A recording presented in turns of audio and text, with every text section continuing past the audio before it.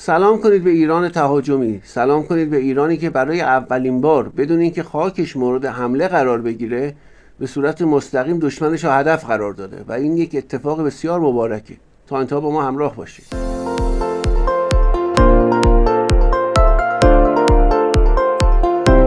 به نام خدا، سلام عرض ادب دارم خدمت شما دوستان عزیز، همراهان گرامی کانال شهر خورشید. امیدوارم حالتون خوب باشه. تبریک بهتون میگم. البته دیروز بعد ویدیو ضبط میکردم، اما به خاطر که میخوایم یک پلتفرم تصویری راه بندازیم نشد، یعنی داشتیم اونو تست میکردیم. انشالله دوستان میدونن، دوستانی که تو کانال تلگرام هستن میدونن دوشنبه، چهارشنبه و پنجشنبه شب‌ها از ساعت 11:30 احتمالاً تا 4 صبح ما همیشه برنامه داریم، لایو و پرسش و پاسخ هست. میخوایم کاری کنیم اون بیاد به سمت اینکه تصویری بشه و حتی تو یوتیوب به صورت پخش زنده در دسترس شما عزیزان باشه. و همین دلیل دیشب وقت نشد اون رو ضبط کنم. بریم سراغ تحلیل. دیروز بود که، یعنی پریشب بود که ایران به قول خودش عمل کرد. در پاسخ به حمله‌ای که اسرائیل به جنوب لبنان داشت، ایران وارد عمل شد و ضرباتی رو زد به دشمنش که اونها اصلا انتظار نداشتن. فکر میکردن این یک بلوفه و ایران در برابر حفاظت از حزب الله لبنان وارد جنگ نمیشه. چرا نمیشه؟ چون همیشه یه سری سیاسیون بودن که تو این 2 سال گذشته ما رو عقب انداخته بودن. در واقع ما این 2 سال عقب گرد داشتیم دوستان. تازه ما برگشتیم به دوره بعد از شهادت شهید رئیسی که بعد از اون بود که اینا در تهران ترور انجام دادن، در جاهای دیگه پیش می اومدن، ما عقب نشینی میکردیم و جواب درخور نمیدادیم. حالا نه، تازه برگشتیم اونجا و از این به بعد داریم هژمونمون تثبیت میکنیم.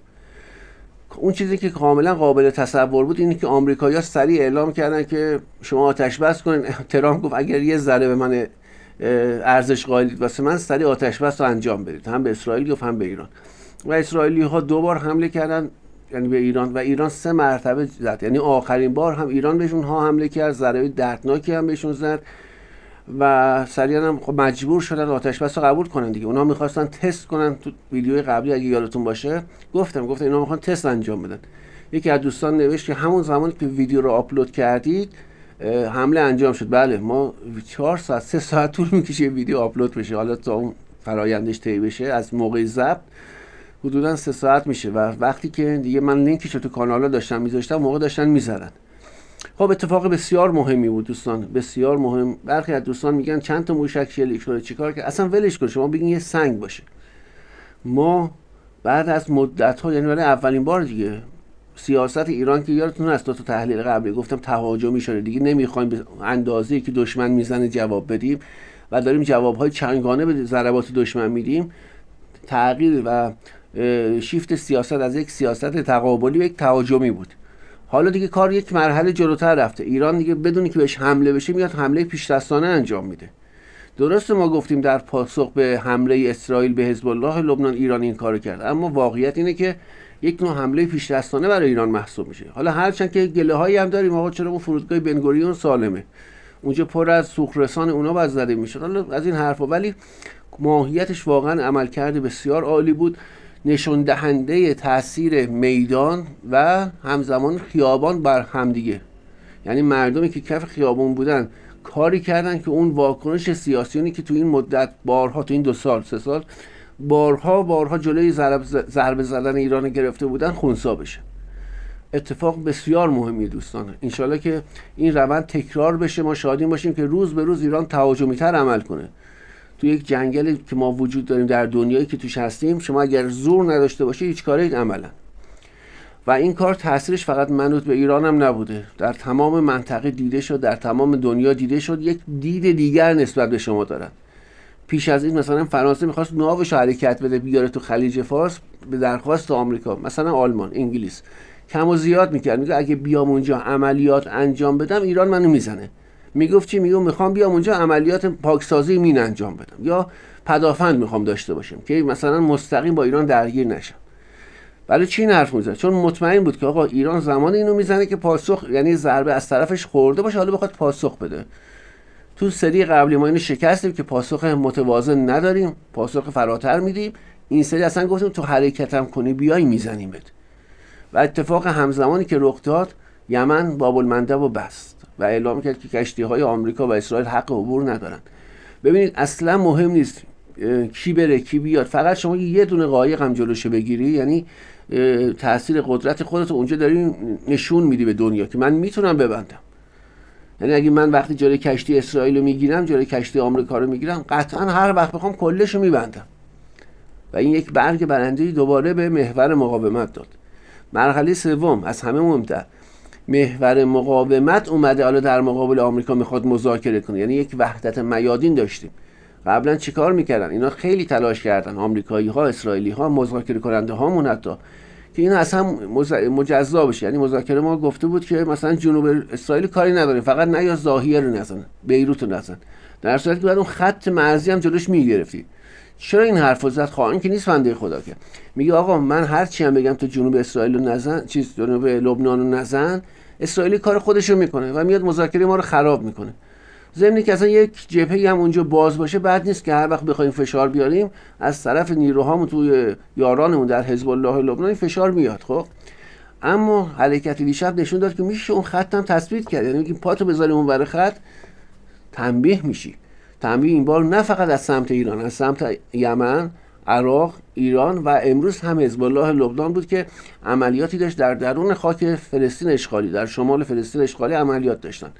به یک پایگاه نفوذ کردن، عملیات انجام دادن و برگشتن. اسرائیلی‌ها خیلی سعی کردن اینو لاپوشانی کنن، اما اخباری منتشر شد و بعد مجبور شدن بگن آقا این نفر زخمی شده، چون اینها نمیمیرن دیگه، میدونید که اینها همیشه دائم و زنده هستن، بعدن یه وقت گم میشن همینجوری.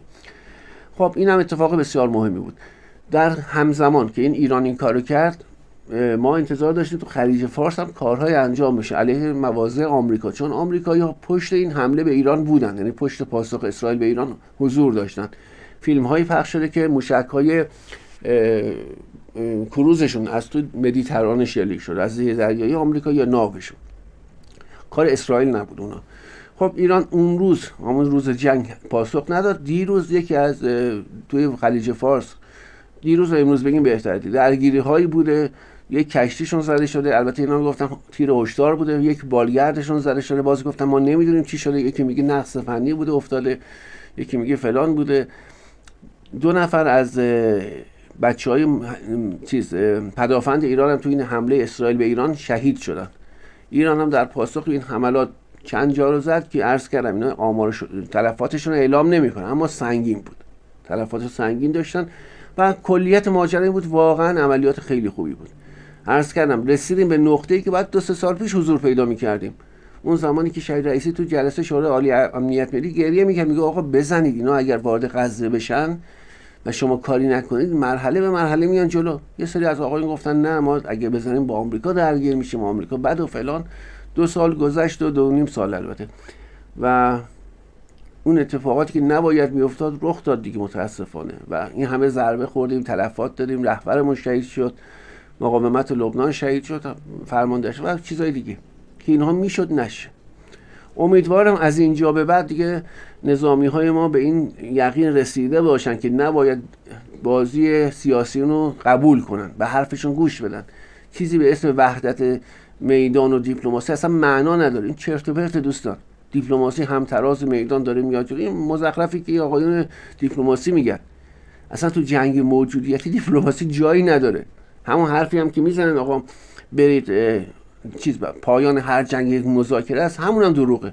تو جنگ موجودیتی مذاکره وجود نداره. الان فیلمش پیدا میکنم تو کانال میذارم، فیلمش هست.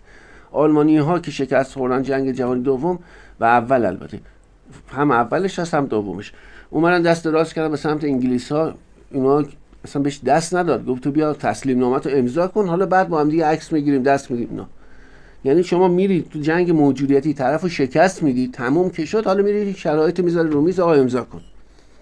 و اینم از اون دروغاتی که مشاوران این آقایون میان میگن یه مش آدمه نمیدونم چرا این کارو میکنن، چیزی نگیم، اعصابون خورد نکنیم، اتفاقات خوبی افتاده، یک روز هم شده بذاریم شر اینها کم باشه. بگذاریم. همزمان عرض کردم باب المندب بسته شده، ما واکنشی از سوی چین و روسیه داشتیم این وسط، یعنی اونها همراهی کردن با بسته شدن باب المندب. تو سازمان ملل میخواستن اینو محکوم کنن، این اتفاق نیفتاد، اما اول نیفتاد. چین، رئیس جمهور چین سفری میکنه به کره شمالی که خیلی مهمه، چون تحلیل 2 تا قبلی بود عرض کردم که خود چین قرار براش یک اوکراین درست کنن، متاسفانه حالا نمیدونم دیده نشد چی بود، مطالب تحلیل های جزئیش رو نذاشتم، گفتم اینو تو یک تحلیل تصویری کامل واسهتون توضیح بدم. اما خلاصش اینه که در کشورهای جنوب شرق خلیج جنوب شرق آسیا، آمریکایی‌ها دنبال ایجاد یک اوکراین جدید برای چین هستن. این ضرباتی که ایران داره میزنه اون سرعتش رو بیشتر میکنه. یکی از اون چیزها ممکنه کره جنوبی باشه و متحدی که داشته باشه در کنارش، یعنی اوکراینی که میخواد اینها معرفی کنن. ببینید نوع اوکراینشون با اوکراینی که الان در مقابل روسیه است فرق میکنه. یعنی یک دشمن نیابتی برای ناامن کردن دریاهای چین جنوبی میخوان، تنگه مالاکا و چیزایی مثل اونو میخوان، نه اینکه مثلا مثل اوکراین سرزمینی بخواد حمله کنه. واسه چین سرزمینی اصلا معنا نداره. خب باید دریا خط تجاریش رو ناامن کنه و این وابستگی چین به ایران رو به شدت زیاد میکنه. سراغ کره شمالی هم رفته، به زودی توی کشورهای دیگر در آسیای میانه هم شما خواهید دید چینی‌ها به شدت فعال میشن. راه ابریشم جدیدی که میگفتن رو در با شیوه جدیدتری دارن اجرا میکنن. حالت شیوه فورس ماجور بودن تو حالت جنگی بودن رو دارن انجام میدن و برای ایران خیلی خوبه. از اون طرف هم ما شاهد اون بودیم که اروپایی‌ها در قبرس جنوبی دارن نیرو میارن. فرانسه توافقنامه امضا کرد با قبرس جنوبی که دیگه آزادانه میتونه نیرو بیاره اونجا پیاده کنه. قبلش آمریکا، انگلیس بودن اونجا، توافق هم داشتن، الان فرانسه هم بهش اضافه شد. ما میبینیم که یک محاصره اطراف ترکیه داره انجام میشه و اون صحبتی که مدت هاست داریم در مورد صحبت میکنیم که آمریکا دنبال تجزیه ترکیه هست داره به وقوع میپیونده. ترکیه اگه تا امروز تجزیه نشد دلایل مختلفی داشت. اینا از 400-300 سال پیش دنبالش بودن. بعد از جنگ جهانی اول و از بین رفتن اون عثمانی سابق و اینجور چیزها، اینا میخواستن تجزیه کنن. جنگ جهانی دوم پیش اومد. جنگ جهانی دوم شوروی که به وجود اومد نیاز داشتن ترکیه سر جاش بمونه و به یک دولت مثلا غربگرا اینجا احتیاج بود. گفتن اگر بریم به سمت تجزیه ترکیه ممکنه شوروی بیاد اینجا جایگاه و پایگاه جدید به دست بیاره مثل سوریه. بعد که جلوتر رفتن شوروی دچار فروپاشی شد، در واقع ایران قد علم کرده بود و اینها نیاز داشتن که دوباره یک نیابتی اطراف ایران داشته باشن که اون کارهایی که میخوان انجام بده. همچنین جلوی روسیه هم بگیره دیگه. میگفتن آقا درسته شوروی تجزیه شده اما روسیه که از اونجا مونده ممکنه دوباره تفکرات شوروی داشته باشه، بخواد کشورگشایی کنه. بعدش هم که در سال 2002-3 به بعد که اون وارد عراق شدن نیاز داشتن به ترکیه که اونجا به عنوان پایگاه ازش استفاده کنن. بعد داعش اومد و تروریست‌های سوریه باز نیاز داشتن. 2017 شد که عملاً گفتن این دیگه به درد ما نمیخوره، کاری نمیتونی انجام بده به اون صورت که ما میخوایم، باید تجزیه بشه کشور کردی ازش بکنیم، با کردهای سوریه و عراق جدا بشه. دوباره این جنگ 7 اکتبر بعد که آغاز شد، نقش ترکیه در پشتیبانی از اسرائیل به شدت پررنگ شد و این باعث شد که دوباره اون طرح تجزیهش عقب بیفته.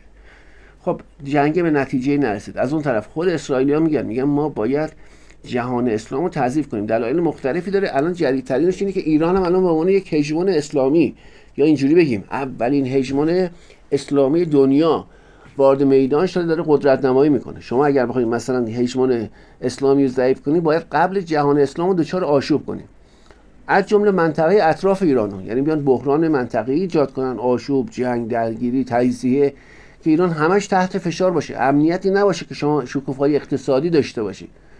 شکوفایی اقتصادی یک هژمون توسط اطرافیانش آغاز میشه، متحدانش آغاز میشه و بعد کشیده میشه به سراسر دنیا. و شما همون اول جلوشو بگیرید، جلوی اون شکوفایی اقتصادی به سرعت رو میتونید مهار کنید. به همین دلیل دارن میرن دوباره سراغ ترکیه. این نیروهایی که میاد، لشکرکشی‌هایی که داره میشه در قبرس جنوبی، تهدیدهایی که اسرائیل انجام داده، گفته آقا ترکیه بعد از ایران بعد بریم سراغ ترکیه و عربستان. خود اسرائیل گفت، رسانه مقاماتش گفتن. ببین اینا دیگه چقدر بی چشم و رو هستن که ترکیه برای اینا همه کار کرده دیگه. لباس زیر سربازای اسرائیل هم این داشت میساخت، اسلحه سوخت، حالا حتی مواد منفجره جنگی اینا به ترکیه بهش داده بود. با این حال اومدن گفتن باید بریم سراغش. و به نظر میاد که باز توجه به ضربه‌ای که از ایران خوردن تو این جنگ و هژمون شدن و تثبیت شدن هژمون ایران، مجبور هستن حالا نخوان هم برن به این سمت که ترکیه رو دچار بحران کنن. هم اول قبلش بعد ترکیه رو یا به جون ایران بندازن یا به جون روسیه، یعنی به عنوان یک دشمن بازوی نیابتی ازش استفاده کنن.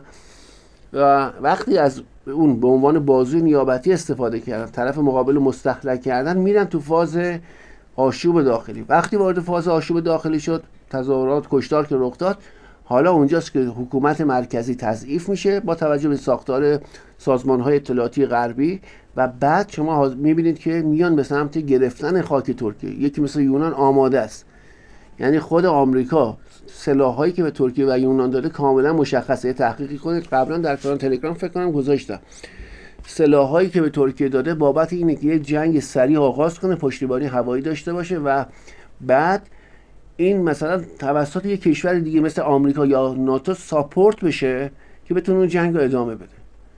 اما توی یونان نه، یونان دقیقا شبیه اوکراین داره تجهیز میشه، یعنی برای یک جنگ طولانی مدت و گسترده دارن آمادش میکنن.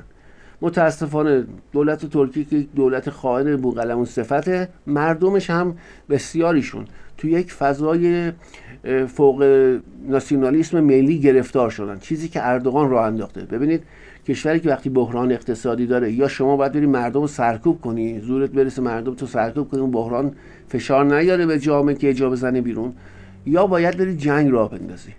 دو تا حالت بیشتر نیست. جنگ راه بندازی، حالا بگی آقا اگر میخوای اقتصادت هم خوب شه برو مثلا به جنگ، میخوای آب خوردنت هم حل شه برو به جنگ. برعکس اون چیزی که لیبرال های ما میگفتن، اونا میگفتن برین تسلیم بشید. پدر سوخته حسن روحانی میگفت آب خوردن هم اگه میخوای حل بشه باید بریم با آمریکا ببندی. خب الان ترکیه اون راه دوم، اون جنگی رو انتخاب کرده، یعنی الان داره احساسات ناسیونالیسمش رو افزایش میده، هی تکرار میکنه. مردمش تو یک فضای عجیب و غریبی هستن. قبلا عرض کردم خدمت دوستان، اصلا اینا میگن داعش رو ما شکست دادیم. ببین یه چیزی مثل فیلم هندی تو ذهنشون نشوندن، ما اگر بریم مثلا لیبیو بگیریم میشیم مثل سوئیس میشیم، چون چاه نفت داشته باشیم میشیم سوئیس. اینو دولتش گفته، کارشناساش گفتن، تو ذهن مردم تثبیت شده. یعنی دلیل بدبختی اقتصادی خودش این میدونن که آقا دنیا اومده حق ما رو گرفته، چای نفت بهمون نداده، سرزمین‌های مثلا شمال سوریه مال ما بوده، لیبی مثلا باید به ما برسه. چرا مثلا کشور عربی به این کوچیکی باید نفت داشته باشن؟ ترکیه که میگن ما رهبر جهان اسلام هستیم نفت نباید داشته باشیم. اینا رو تو ذهن مردمشون کردن و میبینید که الان هم داره تشدید میشه. خب این برای این که اونو میخواد به جون ارمنستان، روسیه، ایران اینا رو بندازه و جنگی داشته باشه، اونا به قولن توان ترکیه که تو این سالها جمع شده رو تقلیه کنه، بعد یونان میاد سراغش. این برنامه بعدی شده. در داخل کشور هم دیروز پیروز یک شوق و شور عجیبی بین مردم تو خیابون‌ها ایجاد شده، مخصوصا بعد از اون درگیری که ما داشتیم و پاسخ اسرائیل داشتیم. ببینید چه مردم خوبی داریم، ایرانی که مردمی که 100 شب در خیابان‌ها هستن و اینجوری کشورشون در جنگ بوده، تو یک سال 2 تا جنگ داشتن، بعدش فشار، ترور، تهدید، همه اینها رو گذاشتن کنار، میگن ما امروز نگران یارانمون در لبنان هستیم. هیچ ملتی تو دنیا اینجوری نیست. و این ملت به قولن یکی از دوستان میگفت من میدونم اینا میان از ما انتقام میگیرن، این سیاسیون لیبرال. چرا؟ چون ما کاری کردیم که اینا نتونن جلوی رهبران آمریکاییشون سر بلند کنن، آبروشون بره. ایران اومد زد تو دهن دشمنش و اینها انتظار داشتن که جلوش گرفته شه و میگن میان مردم رو انتقام میگیرن، تنبیه میکنن، فشار میارن. گفتن بنده خدا میگم میدونم این اتفاقات میفته، اما همین یک قدمی که ما برداشتیم و پوزه اینها به خاک مالیده شد، لیبرال های تسلیمی و نتونستن جلوی حمله ایران بگیرن، خودش یک نشونه مثبته که در آینده این اتفاق تکرار میشه تو بخش‌های دیگر، در بخش داخلی و جاهای دیگه. و این اتفاق واقعیت، این راست. ما ایرانی ها برای اولین بار در تاریخ دارن به جایگاهی میرسن که حتی از جایگاه امپراتوری های قدیمیش هم بالاتر خواهد بود. اگر امروز مشکل اقتصادی ما حل بشه، ما یک شیب تند رشد صنعتی خواهیم داشت، هم تو صنعت، هم تو نظامی، هم جاهای دیگه. یعنی الان فقط اون بحث اقتصادی مهمه. انشالله باید ببینیم روزهای آینده چی میشه. در مورد ضربه‌ای که زدیم دشمن، حمله‌ای که کرد به نظر من حمله پاسخ نبوده. یعنی می‌خواست تست کنه، بیاد ببینه ایران کجاها ضعف داره یا پدافند داره، بعد یک حمله دیگه داشته باشیم. یادتون هست که بارها عرض کردم از نیمه دوم خرداد تا تیر ماه ما این جنگو داریم دیگه و دیدید آغاز هم شد. البته اون اصلی باز هم هنوز شرایطش حاکمه. تو روزهای آینده بعد ببینیم اگر ایران تنگی هرمز رو شل نکنه، خب خطر تا حد زیادی رفع میشه. اما اگه دیدیم سیاسیون اومدن شل کردن، دوباره بحث مذاکره مسخره پیدا شد، اون خطر جنگی هست. من بیشتر از این وقت شما دوستان نمیگیرم، بازم عذرخواهی میکنم 24 ساعت با تأخیر بوده، ولی خب هدفمون تولید یک پلتفرم دیگه بوده، اونجا کار کنیم، ان شاءالله نتیجهشو میبینید. خیلی ممنونم، بیشتر از این نمیخوام وقتتون رو بگیرم. هر جا هستید در پناه خدا باشید. یا علی، خداحافظ.